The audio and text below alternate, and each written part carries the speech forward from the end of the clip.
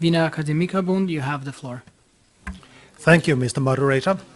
I'm Henrik Clausen, representing Wiener Akademikerbund in Austria. The annotated agenda for this session rightly encourages democracy to be the only system of government for our nations, and we can wholeheartedly agree with this. Democracy means rule of the people, no more, no less. This also means that national sovereignty is the ultimate expression of democracy, and that the people of a nation ultimately has the sovereign right to rule the country for better or for worse. Without a demos, there can be no true democracy. We face a crisis of confidence now, with multiple challenges to democracy and the sovereignty of the people. One challenge is the overzealous interpretation of international conventions, and another is the mass immigration into our countries. An important point here is that many migrants lack respect for the law of the land that they migrate to, and for the democratic process as such.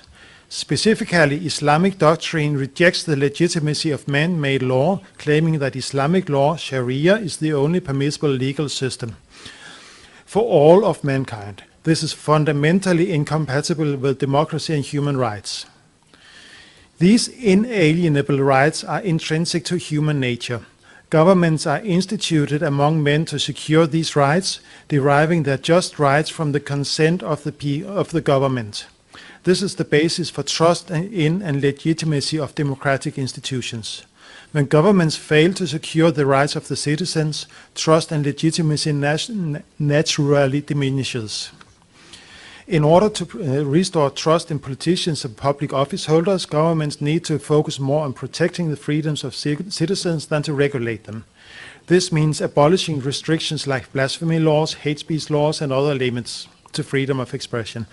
Also urgently needed is a response to Islamists who openly discourage Muslims from participating in democracy, or otherwise denigrate democracy and promote Sharia.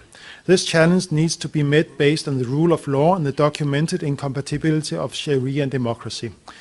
Therefore, we recommend that blasphemy laws and other meaningless regulations be abolished, that governments and relevant authorities counter the threat from Sharia, and that the sovereignty of the people over international conventions be reasserted. Thank you.